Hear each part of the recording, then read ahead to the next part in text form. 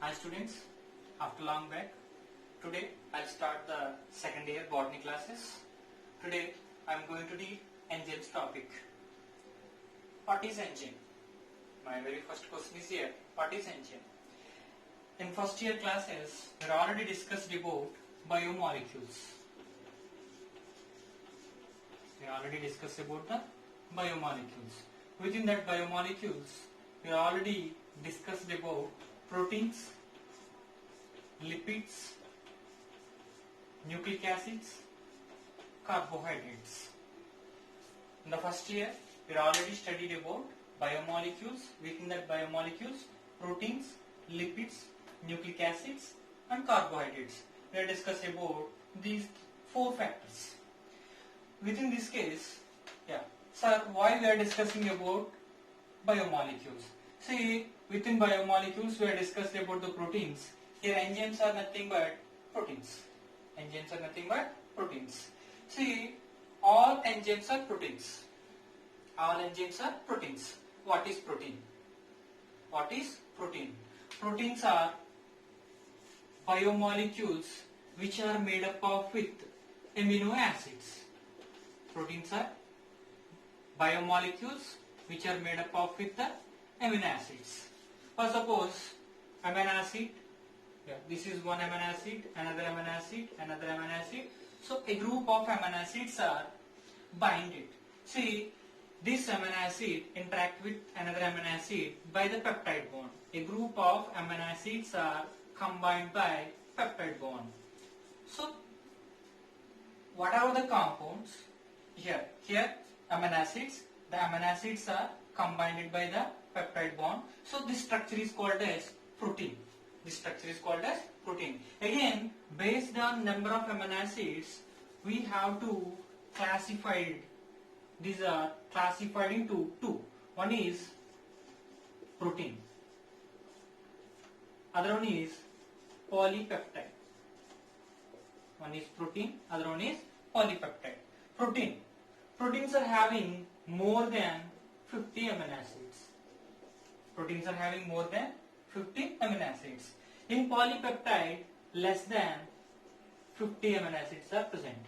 So what is the difference between protein and polypeptide? Here proteins, which are made up of with more than 50 amino acids. Polypeptide, which are made up of with less than 50 amino acids. So here enzymes are proteins. Enzymes are proteins. So enzymes are made up of with amino acids, because proteins are made up of with amino acids, and that amino acids are joined by peptide bond. That amino acids are joined by peptide bond. So this is about introduction for the enzymes. Enzymes are majorly involving biochemical reactions. Biochemical reactions. That is nothing but living reactions. Enzymes are involving living reactions, or enzymes are majorly involved to maintain the life. Enzymes are majorly involved to maintain the life. So that is about introduction for the enzymes. Coming to the history of the enzymes, the very first scientist name is Louis Pasteur. We are already well known about Louis Pasteur because he did pasteurization process, he did vaccination process, and he did enormous research on microorganisms. That's the reason why Louis Pasteur is also called father of microbiology. Louis Pasteur also called father of microbiology. Along with all these, he developed the fermentation process. He developed the fermentation process. All we know about the fermentation process, production of alcohol, one of the best example, bread baking process. So fermentation nowadays, that is one of the important industry. So fermentation first introduced by the Louis Pasteur, and when he doing the fermentation process, that time he explained about some of the factors are responsible for the fermentation. Some of the factors are responsible for the enzyme. Some of the factors are responsible for the fermentation. That factors are nothing but that factors later discovered as enzymes. That factors later discovered as enzymes. So Louis Pasteur regarding to the enzymes, and one of the first enzyme isolated by Buchner. First enzyme isolated by the Buchner. From the yeast, we know about yeast. Yeast is a unicellular fungi.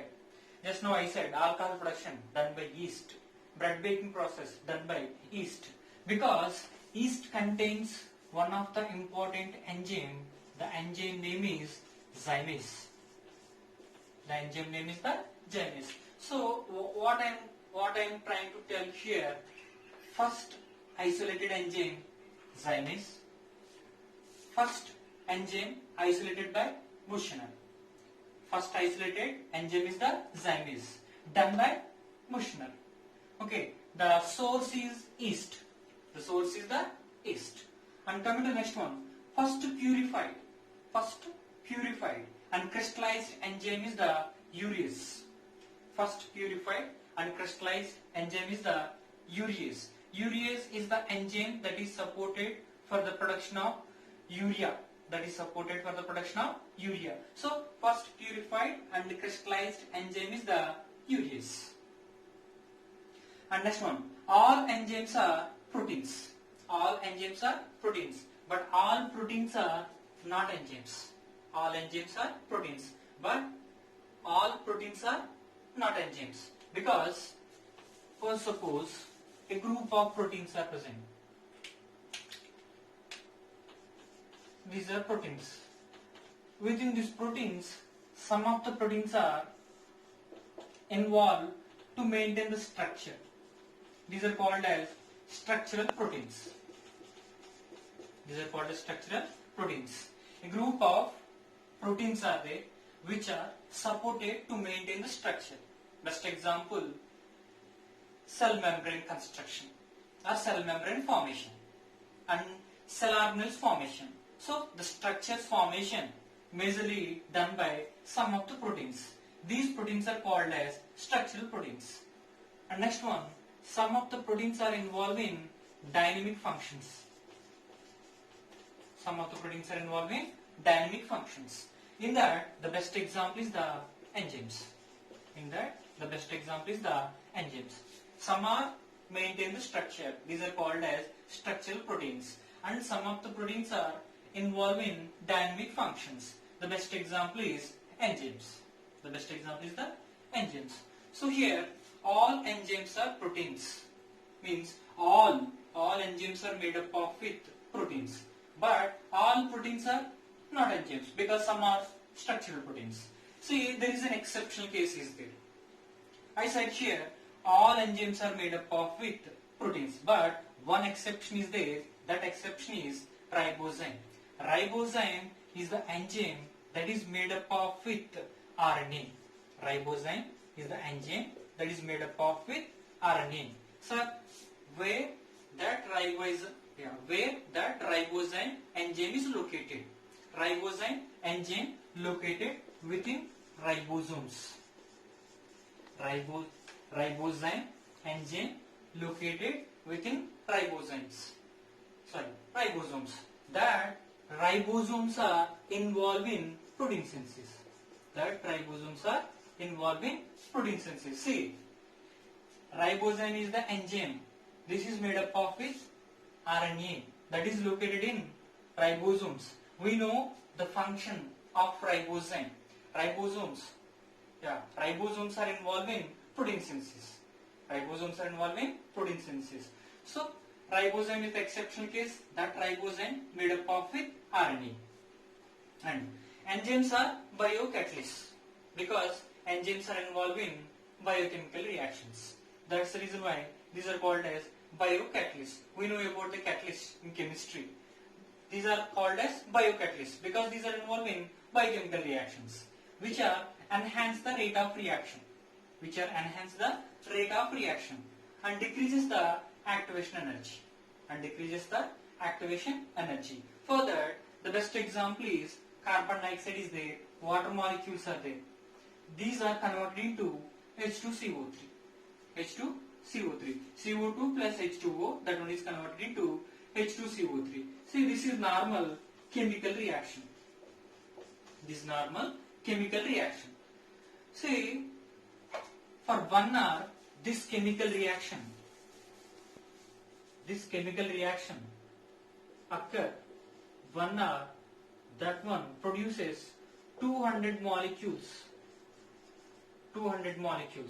So if the carbon dioxide and water molecule condensation takes place, okay, if the reaction takes place up to 1 hour, finally 200 molecules are produced. The same reaction, presence of enzyme. Name of the enzyme is carbonic anhydrase. So same reaction, carbon dioxide, water molecule. Here carbonic anhydrase is the enzyme. So presence of this enzyme, if the reaction takes place here for once, actually here I have to write like this, here 200 molecules for 1 hour.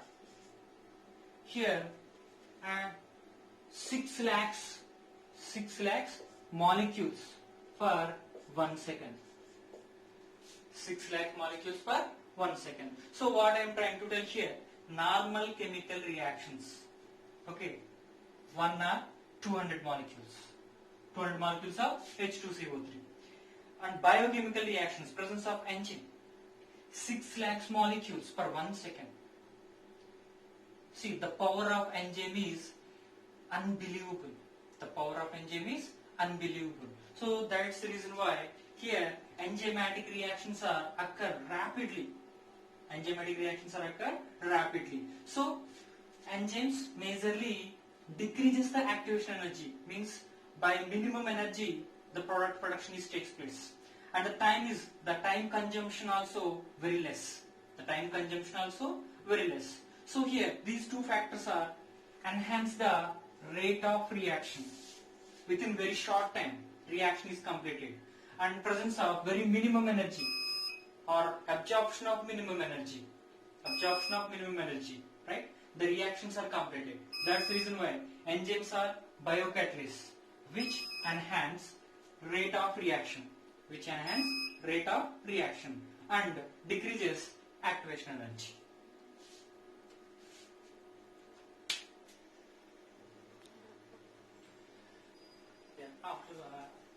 After the introduction, coming to the next one is the characteristic features of the enzymes. Within this case, we already discussed the first point, all enzymes are proteins. But all proteins are not enzymes. That is the first point. We already discussed about the first point. That is the first point, and coming to the next one is enzymes are sensitive to pH and temperature. Means enzymes activity affected with the pH and the temperature. See, these are the two important factors to maintain the enzyme activity. See, H plus ion concentration, that is considered as the pH. We know about the pH scale. Within that pH scale, there is an 1, 2, like that, 7 up to 14.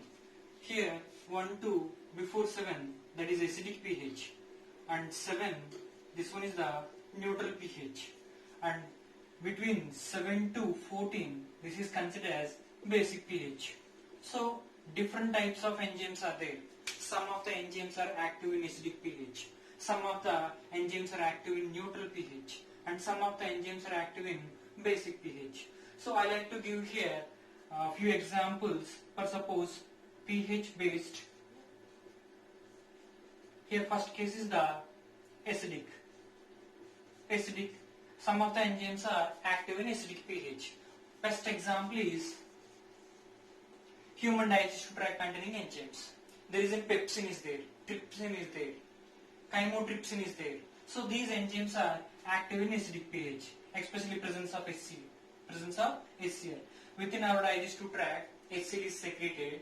That HCl supporting to kill the microorganisms. At the same time, that HCl supporting for the activation of a group of enzymes. So best example is the pepsin, and next one is the trypsin.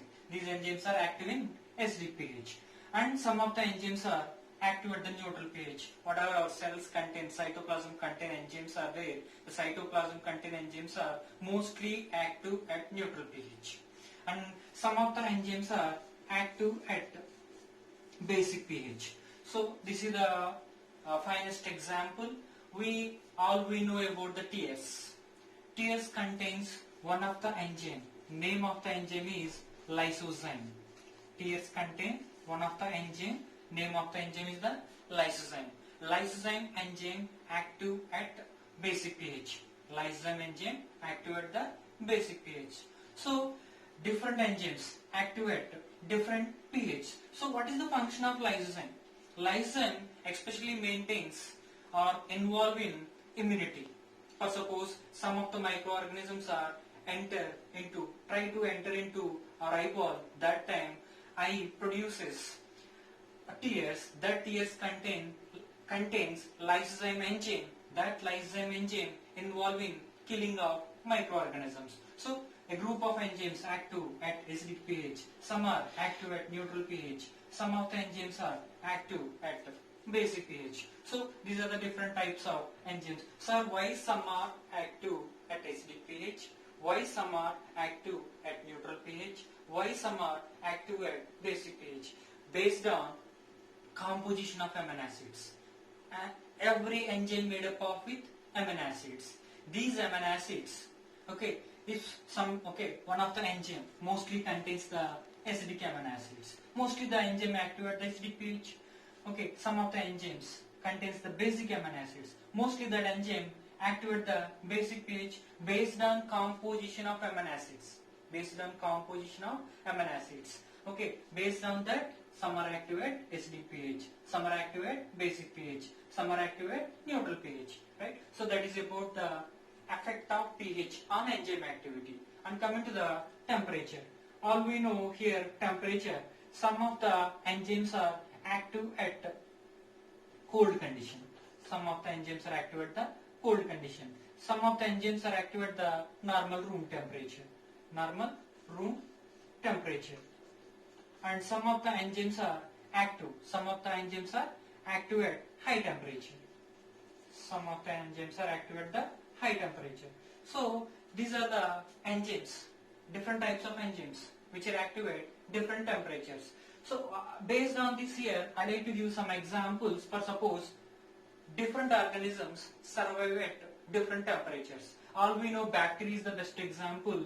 Archaebacteria. Archaebacteria. The bacteria grown at high temperature. The bacteria grown at the high temperature. And Eubacteria. Eubacteria. So these two are the best examples here. Archaebacteria. The bacteria survives at very high temperature, more than 90 degrees centigrade. More than 90 degrees centigrade. So how the bacteria have the capacity? How the bacteria have the capacity to survive at high temperature? Because these enzymes, that bacteria contains enzymes are resistant to temperature. Archaebacteria contains enzymes. The bacteria contain enzymes are resistant to temperature. At high temperature, the enzymes are not destructed. The enzymes are not destructed. If enzymes are active, biochemical reactions takes place. If biochemical reactions takes place, the bacteria are survived at high temperature. And one of the bacteria, Eubacteria, these are survived at, the bacteria are survived at the room temperature. Because these enzymes are only active at the room temperature. If we kept that bacteria at high temperature, if we kept these bacteria at high temperature, the bacteria will be die. Because that bacteria contains enzymes not have the resistance. That bacteria contain enzymes are not have the resistant to temperature. That's the reason why Archaebacteria are survive at the high temperature. Eubacteria unable to survive at the high temperature. And some of the bacteria also survive at the cold conditions. Some of the bacteria are survived at the cold conditions. So here temperature also affects the enzyme activity. Temperature also affects the enzyme activity. Right? So that is about the second point. Enzymes are composed of amino acids. Enzymes are composed of amino acids. All we know in this case, for suppose, last time also I explained, this is the, just imagine, this is the one of the, okay, this is the bead-like structure. The bead-like structure indicates here amino acid, and another bead-like structure. So this is another amino acid. So between these two there is a thread-like connection is there. That connection is considered as peptide bond. Just considered as peptide bond. So here so many number of amino acids are there. So many number of amino acids are there. So the linear structure is called as primary structure. The linear structure is called as primary structure. And is there any circles-like structures or helix-like structures? Any helix-like structures are formed. This helix-like structure, this is the secondary structure. Or this one is also secondary structure. We already discussed. There is an beta plated sheets are there. Okay, parallel and anti-parallel. Parallel and anti-parallel. So that is about the secondary structure. And within that proteins, there is an important structure is there. The important structure is the tertiary structure. So I said this is the secondary structure.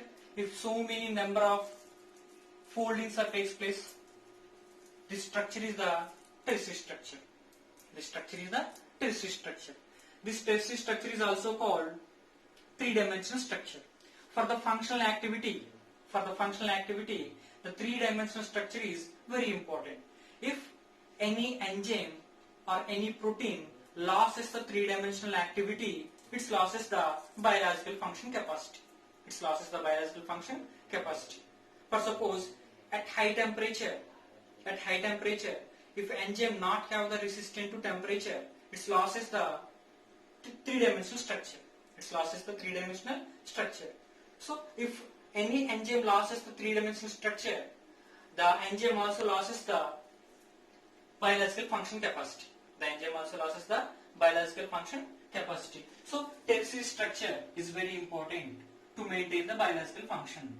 Quaternary structure is also very important. Quaternary structure means two polypeptides are there, the quaternary structure formed. If two polypeptide chains are there, the quaternary structure is formed. So the biological function of any enzyme depends on tertiary structure and quaternary structure.